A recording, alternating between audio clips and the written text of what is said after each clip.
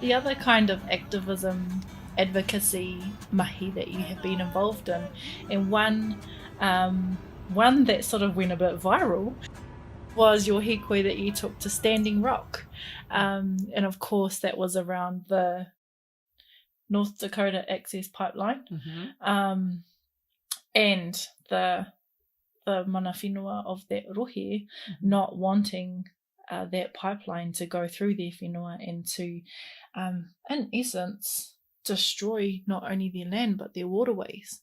And what motivated you to go over there, and why did you choose to go and haka? Because the haka that you did with a number of other wahine was what ended up going viral in the Māori world, definitely. I went through a program years ago called Amor, which was run by Te Wānanga Aotearoa. I think there was only about 4 years of us that went through, and you had to be nominated to do it 30 at a time. So it was Bentham O'Hare, Leanne Sperling Muntz, and Bentham's wife Kate were the main ones kind of facilitating it. That taught us to go and to place importance on Indigenous relationships amongst First Nations people. And so every time I went overseas with our kapa haka or with my brother, I was like, right, got to find the local haukainga. And so it was like this fire that burns within me. And we went to Las Vegas, our kapa haka. Te Paumanga Tāwhiri. It took me a while, but I found the local people there, and there's not many of them, the Paiute, Las Vegas Paiute, and it had also been put onto this other tribe called Moapa Paiute, and was lucky enough to go and visit them. I'd watched a documentary on what was happening in their reservation around this coal plant and how it was killing people, local people.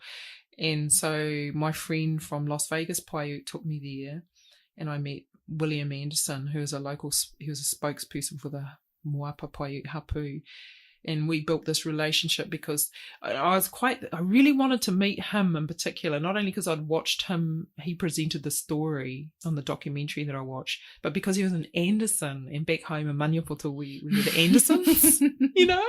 Yeah. And I wanted him to know that even though we've got these Pākehā names, we're family, you know. Yeah. It's quite funny. So after I came home from Las Vegas, he sent me a message and he said, "Sister, there's terrible things happening over here in North Dakota and we need support. Would you consider writing a letter to show support, solidarity from New Zealand, from the Māori?" And I was like, well, I can't do it on behalf of all of Māori. I can certainly do it for my family. You know, I thought that's the quickest way to do this because they needed it really quickly. So I just did it from our Tiki Dub whānau, and descendants of my father, you know, because I can do that. That's fine. Sent this letter and kind of also photographed it and posted it on Facebook and tagged people in, and kind of wanted to get a bit of exposure to what was going on. And yeah, that kind of got a little bit of a response, you know. I was like, oh, good, you know, good. This is great. We can start to really use the internet to show our solidarity as First Nations people who share the same issues and the same atrocities are occurring in all of our kāinga. And then I started thinking about, I wouldn't mind going over to that place. And my friend Fawn from Las Vegas Paiute, William Anderson's cousin, she had already been over there. And I thought, oh, it feels like it's getting closer and closer. It's going to happen. And then next minute, Benita rang me, Sister B, who was going with Te Hāmua anyway, and she said, "Sis, we want to invite you to come with us as part of our little posse that are going over." And I just jumped at her. I said, "Yes, please," because I'd already been looking at flights. So that was how that came about. And the haka we learnt the haka on the way there. That's Te Hāmua's haka that he composed. You know, I'm pretty amateur when it comes to kapa haka. I never really thought I would end up doing it. It's certainly not by, just a small group of women. I thought, if anything, we back the boys up, But it just came firing out that day, and certainly didn't know that it was being filmed. Thought that we were in a very intimate, isolated kind of scenario, but actually our brother Matawhiro had been following us with a camera.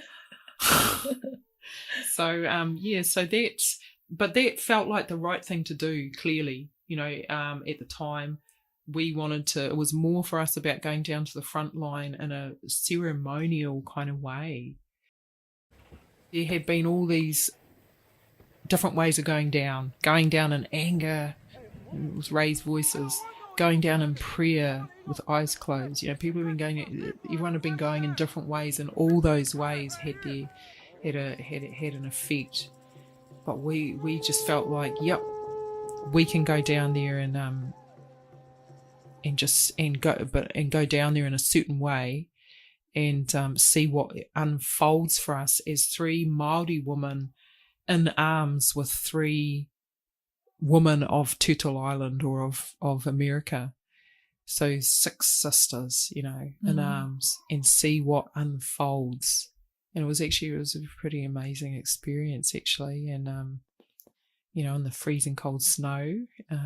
But yeah, that's what happened.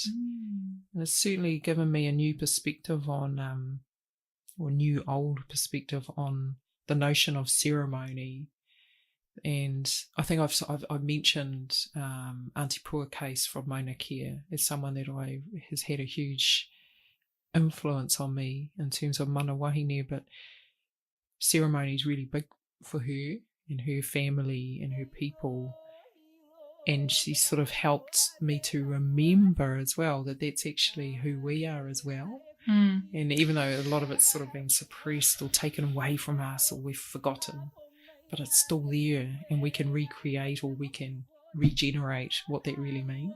Did it change or help your perspective around other Indigenous cultures and how they interact with their colonizers? I suppose is the only way to say it. But when you look at Hawaii, and when you look at our Native American whānau on Turtle Island, in America, actually the response that they get when they stand up for their Indigenous rights is far more extreme than the response that we get when we stand up for our Indigenous rights.